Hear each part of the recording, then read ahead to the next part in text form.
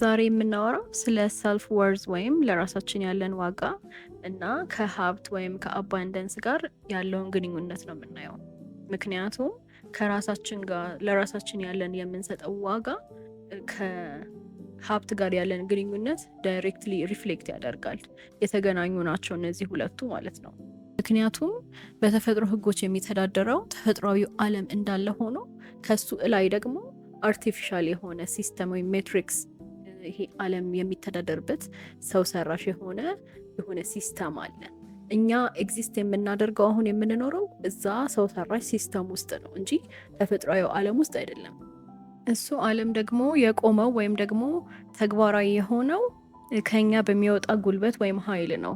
በቃ እኛ ይሄንን ሲስተም ለማቆም እንደ ነዳጅ አስቡን። በቃ እኛ ነዳጅ ነን። ከኛ የሚወጣው ኢነርጂ፣ እኛ የምናወጣው ጉልበት፣ ኃይል እና የምንገብረው ሰዓታችን፣ ጊዜያችን ይሄ ሁላ ተጠራቅሞ ነው ይሄንን ሲስተም ያቆመው ማለት ነው። አሁን እኛ ለምሳሌ ሁላችንም ተስማምተን ስራ መሄድ ብናቆም፣ ብር መጠቀም ብናቆም፣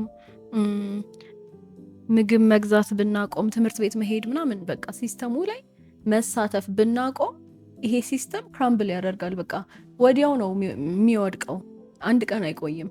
ግን እሱ እንዳይፈጠር ገና ይሄንን ሲስተም ሲዘረጉት እኛ ያ ነገር እንደሚያስፈልገን ግዴታ ዲፔንዳንት አድርገውናል። ማለት በፍርሃት ላይ የተመሰረተ ተሳትፎ ነው እዛ ሲስተም ውስጥ ያለን እና ያንን ነገር ብናቆም መኖር የማንችል አይነት ስሜት ውስጥ ስለምንገባ እኛ ራሱ ማቆም አንችልም። እና በቃ እዚህ ጋር ዋናው ሀሳቡ ይሄ ሲስተም በእኛ ጀርባ ላይ የተቋቋመ ነገር ነው። የኛ ኃይልና ጉልበት ላይ ተመስርቶ የቆመ ሲስተም መሆኑን ማወቅ አለብን። ጉልበታችንን፣ እውቀታችንን፣ ታይማችንን፣ ጊዜያችንን እንዳለ ለዚህ ሲስተም በመስጠታችን ነው ሲስተሙ ፈንክሽናል የሆነው እንጂ ሲስተሙ አይደለም የእኛን ህይወት እያኖረልን ያለው። እኛንን ሲስተሙ እንዲኖር ህይወት እየሰጠን ያለ ነው።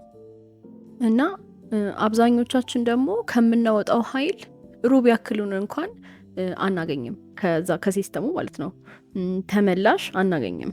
ምክንያቱም ሲስተሙ እኛ ይገባላል ብለን የምናስበውን ነገር ነው የሚከፍለን።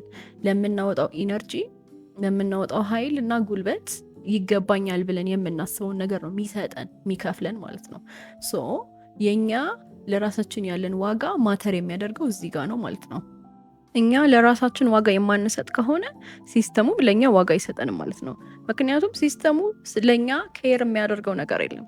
ሲስተሙ እንደውም በተቻለው አቅም ትንሽዬ በመስጠት ብዙ ማግኘት ነው የሚፈልገው። የተቋቋመበት መንገድ እንደዛ ነው። ስለዚህ በነፃ እንኳን የምናገለግል ከሆነ እሺ ይለናል። ሶ እኛ ነን ዲተርማይን የምናደርገው፣ የምንወስነው እኛ ነን። እዚህ ሲስተም ውስጥ ባለን ተሳትፎ ማግኘት ያለብንን ዋጋ፣ ክፍያ የምንወስነው እኛ ነን። እሱ ደግሞ የሚወስነው ምንድን ነው? ሰልፍ ወርዛችን ነው፣ ለራሳችን ያለን ቫሊዩ ማለት ነው እንጂ ሲስተሙ እኛን መክፈል ካለመፈለጉ የተነሳ ሲጀመር በቃ በብዙ ዲስትራክሽኖች፣ በብዙ ችግሮችና ስቃዮች፣ መዝናኛዎች በቃ በዲስትራክሽን ሞልቶታል ህይወታችንን። ለምንድን ነው? እኛ ለምን ብለን እንዳንጠይቅ ነው። ተነስተን የዋጋችን ያክል እንዳንጠይቅ፣ ለሲስተሙ ተሳትፎ ማድረግ እንዳናቆም ነው እነዚህ ዲስትራክሽኖች ያሉት። አቴንሽናችንን ለመውሰድ በቃ ሁሉም ነገሮች እዚህ ዓለም ላይ ለእኛ አቴንሽን ነው እየሰሩ ያሉት። አቴንሽን ነው ከረንሲ። እና የእኛን አቴንሽን ለመውሰድ ብዙ ነገሮች እዚህ ዓለም ላይ በቃ ቢዚ ያደርገውናል። ለምንድን ነው? ከራሳችን ጋር ቆም ብለን ኮሚኒኬት አድርገን የራሳችንን ዋጋ፣ የራሳችንን ማንነት እንዳናቅና በራሳችን እንዳንቆም ስለሚፈለግ ነው። ቢኮዝ ራሳችንን ካወቅን ለሲስተሙ ማገልገል እናቆማለን። እኛ ሲስተሙን እንዳቆም ነው እናውቃለን። ሲስተሙ እኛን እያገዘን ሳይሆን እኛን ሲስተሙን እያገዝ ነው እንዳለን እናውቃለን። የሜንታል ስሌቨሪ ውስጥ እንዳለን እንረዳለን።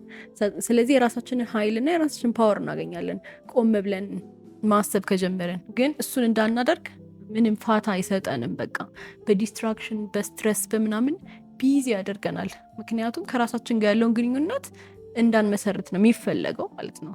ሲስተሙ ለእኛ አይደለም የሚሰራው ማለት ነው ኮምፕሊትሊ።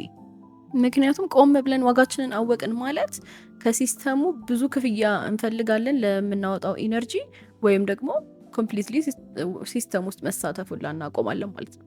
ያን ስለማይፈለግ ነው እንደዚህ በዲስትራክሽን ቢዚ የሚያደርጉ ማለት ነው።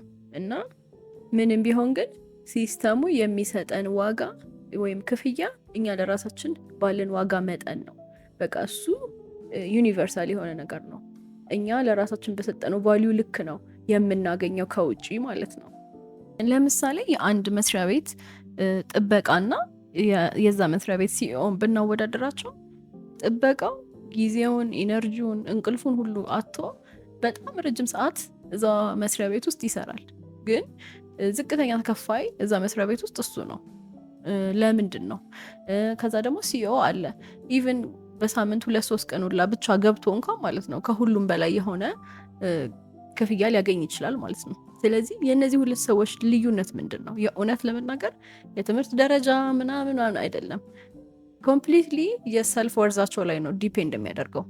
ለራሳቸው የሰጡት ቫሊዩ ላይ ነው ዲፔንድ የሚያደርገው።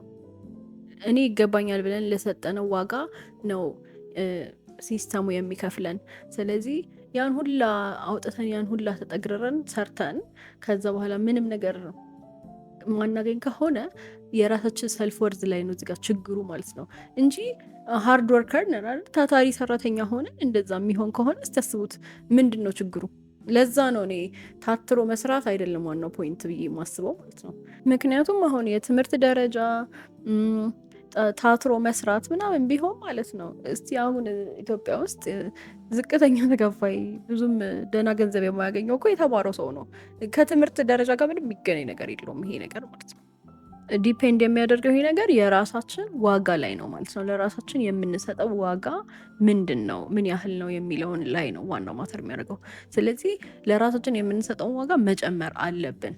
እሱን እንዴት ነው የምንጨምረው? እኔ የምጠቀምበት የነበረ የሆነ ሜትድ አለና እሱን ላሳያችሁ። እንዴት መሰላችሁ? ለራሳችን የምንሰጠው ዋጋ ለመጨመር ማንኛውም ነገር ላይ ለምታወጡት ጉልበት ዋጋ አውጡለት። ላይክ ፕራይስ ዋጋ አውጡለት። ኤኒቲንግ የምታወጡት ነገር ከእናንተ ውጪ ለሆነ ነገር የምታወጡት ምንም አይነት ነገር ዋጋ አውጡለት፣ በማይንዳችሁ በአእምሯችሁ ማለት ነው።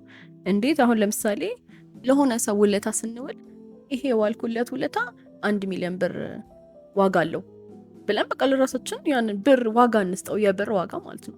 በነፃ የምናደርጋቸውን ኤቭሪዴ በነፃ የምናደርጋቸውን ነገሮች ዋጋ እንስጣቸው። ከጓደኞቼ ጋር ዛሬ ጊዜንና ሰዓቴን ኢነርጂን አውጥቼ እዚህ ጋር ከጓደኞቼ ጋር ጊዜ ሳሳልፍ ይሄ ያወጣሁት ኢነርጂ 1 ሚሊዮን ዶላር ዋጋ አለው።